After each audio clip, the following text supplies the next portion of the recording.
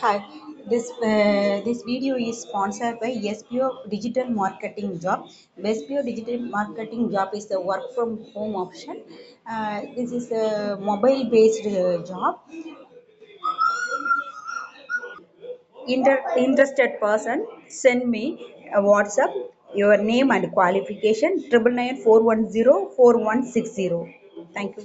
Skip பண்ணாதீங்க. பெரிய தப்பு. தினம் ₹300 சம்பாதிக்க அரிய வாய்ப்பு. இன்ஸ்டாகிராம், Facebook பயன்படுத்த தெரிந்தால் போதும். Content post and content publishing மூலமா தினம் ₹300 சம்பாதிக்கலாம். இந்த வேலை செய்ய 5 நிமிடம் போதும். Work training support, group communication support, all language customer live chat support, முக்கியமா சொந்தமா ஒரு பிசினஸ் ஸ்டார்ட் பண்ற அளவுக்கு உங்களால கற்றுக்கொள்ளவும் முடியும், சம்பாதிக்கவும் முடியும். இந்த வேலை வாய்ப்பு வழங்குவது 5 வருடத்திற்கு மேல ரன் ஆகிட்டு இருக்க நம்ம தமிழ்நாட்டு company school of business organisation private limited. மேலும் விவரங்களுக்கு டிஸ்கிரிப்ஷன்ல கொடுத்திருக்க நம்பருக்கு வாட்ஸ்அப் பண்ணுங்க.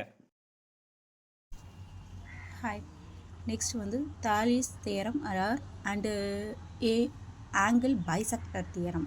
அதாவது இந்த ரெண்டு தியரத்தை பற்றியும் இந்த டாபிக்ஸில் பார்க்க போகிறோம். ஃபஸ்ட்டு வந்து தாலிஸ் தியரம். தாலிஸ்ங்கிறவர் 7th செஞ்சுரியில் கிரேக்க மேத்தமெட்டிஷியனாக இருந்திருக்காரு. அவர் ஒரு ஃபிலாசபராகவும் இருந்திருக்காரு. அவர் வந்து இந்த தியரத்தை பற்றி எக்ஸ்பிளைன் பண்ணியிருக்கிறாரு. அது ரொம்ப டீப்பாக தேவையில்லை. நம்ம வந்து தியரத்தில் ஸ்டேட்மெண்ட் பார்க்கலாம். அதுக்கு முன்னாடி ஒரு ஆக்டிவிட்டி கொடுத்துருக்குறாங்க. நீங்கள் அது ஆக்டிவிட்டி பண்ணி பார்த்துக்கோங்க. Basic and proportionality theorem, BPT theorem சொல்கிறோம். இல்லைன்னா இதை வந்து தால்ஸ் தியரம் சொல்கிறோம். இதோட ஸ்டேட்மெண்ட் என்னென்னா, a straight line drawn parallel to a side of triangle intersecting the other two sides divide the sides in the same ratio. ஒரு straight line நம்ம draw பண்ணுறோன்னா ட்ரையாங்கிளில் அதை வந்து பேரலில் அந்த ஒரு சைடுக்கு பேரலாக அந்த ட்ரையாங்கிளையே இன்டர்செக்ட் பண்ண மாதிரி இருக்குது. ரெண்டு சைடை இன்டர்செக்ட் பண்ணுற மாதிரி இருக்குது. அந்த இது வந்து டிவைட் பண்ணக்கூடிய சைடு, அந்த டிவைட் ஆகக்கூடிய 2 பாயிண்ட்டும் இன்டர்செக்ட் ஆகுது இல்லையா, அதுக்கு வந்து சேம் ரேஷியோவாக இருக்கும் அப்படிங்கிறது தான் ஸ்டேட்மெண்ட். இப்போது நம்ம இதை ப்ரூஃப் பண்ண போகிறோம். ப்ரூஃப் பண்ணுறதுக்கு ஒரு ட்ரையாங்கிள் எடுத்துக்கிறோம். அந்த ட்ரையாங்கிளுக்கு ஏபிசி அப்படின்னு நேம் வச்சுக்கிறோம். நெக்ஸ்ட்டு இதில் டிங்கிற பாயிண்ட் எப்படி இருக்குன்னா, ஏபியில் இருக்குது, ஈங்கிற பாயிண்ட் வந்து ஏசியில் இருக்குது. இப்போ இந்த ஏடி வந்து டிவைடட் பை டிபியும் நம்ம ப்ரூஃப் பண்ணக்கூடியது AD divided by DB equal to AE divided by EC அப்படிங்கிறது தான் நம்ம ப்ரூஃப் பண்ணணும். அதுக்கு ஃபஸ்ட்டு என்ன பண்ணிக்கிறோன்னா, ட்ரையாங்கிள் ஏபிசி வரைஞ்சிக்கிறோம், டிஇ அப்படிங்கிற ஒரு லைன் வரைஞ்சிக்கிறோம், அது பிசிக்கு பேரலாக வரைஞ்சிக்கிறோம். நெக்ஸ்ட் என்ன பண்ணுறோன்னா, இதில் இருக்க ஏபிசி அப்படிங்கிற ஆங்கிள், அதாவது ஆங்கிள் பியும் ஆங்கிள் டியும், அதாவது ஏடிஇ, இந்த 2 ஆங்கிளும் ஈக்குவல். ஏன்னா கரஸ்பாண்டிங் ஆங்கிளால் ஈக்குவலாக இருக்கும். ரெண்டாவது டிஇ வந்து பேரலல் டு பிசியாக இருக்கிறதுனால. ரெண்டாவது அதே அட் த சேம் ஏசிபி, அதாவது ஏசிபியும் ஏஇடியும் ஈக்குவலாக இருக்கும். அட் த சேம் தான் corresponding angle are equal. Because இது வந்து டிஇ வந்து பிசிக்கு பேரலாக இருக்குது. நெக்ஸ்ட் இந்த ஏ ஆங்கிள் இருக்கு இல்லையா, இந்த ட்ரையாங்கிளுக்கும் ஏபிசி, இன்னொன்று அனதர் ட்ரையாங்கிள் ஏடிஇ. அதனால் ரெண்டுமே ஈக்குவலாக இருக்கிறதுனால, இதுக்கும் ஈக்குவல் காமன் சைடு.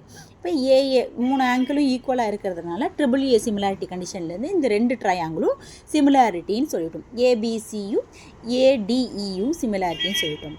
சிமிலாரிட்டியாக இருந்தால் அது ப்ரொபோர்ஷன் ஈக்குவலாக இருக்கும். அதனால் AB divided by AD equal to AE divided by ஏசின்னு எழுதிக்கிட்டாங்க. ஏசி டிவைடட் பை ஏஇன்னு எழுதிக்கிட்டாங்க. இப்போ ஏபியை எப்படி எழுதலாம்னா, ஏடி ப்ளஸ் டிபின்னு எழுதலாமா? ஸோ அதுதான் லெஃப்ட் சைடில் எழுதியிருக்கோம். அதே மாதிரி ரைட் சைடில் ஏஇ ப்ளஸ் ஏசின்னு எழுதலாம். ஸோ அதனால் ஏஇ ப்ளஸ் இசின்னு எழுதலாம். இந்த மாதிரி எழுதிட்டோம். இப்போ தனித்தனியாக ஸ்ப்ளிட் பண்ணி எழுதுகிறோம்னு வச்சுக்கோங்களேன்.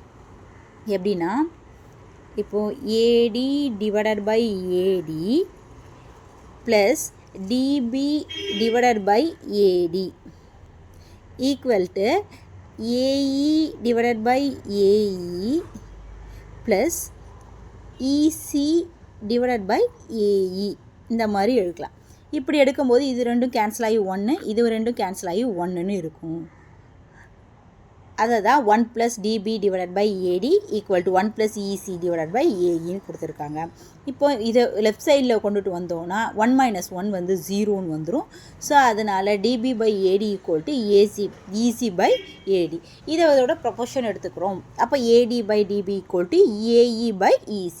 நமக்கு தேவையான ப்ரூஃப் அது தானே, இதை தானே நம்ம ப்ரூஃப் பண்ணணும். ஸோ அதனால் ப்ரூஃப் பண்ணிட்டோம். நெக்ஸ்ட்டு இதோட கராலரி பார்க்குறோம். இதே மாதிரி நம்ம வந்து ட்ரையாங்கிள் ஃபஸ்ட்டு எடுத்துக்கிட்டோம். இது பேரலாக இருக்குதுன்னு சொல்லிட்டாங்க. இதை இன்டர்செக்ட் ஆகுது ஏபி அட் டிலையும் ஏசி அட் இலையும் இன்டர்செக்ட் ஆகுதுன்னு எல்லாமே கொடுத்துட்டாங்க. அப்படி இருந்தால் இது ஏபி / AD = AC / AEன்னு ப்ரூஃப் பண்ணணும். அதே மாதிரி ஏபி / DB = AC / ECன்னு ப்ரூஃப் பண்ணணும்.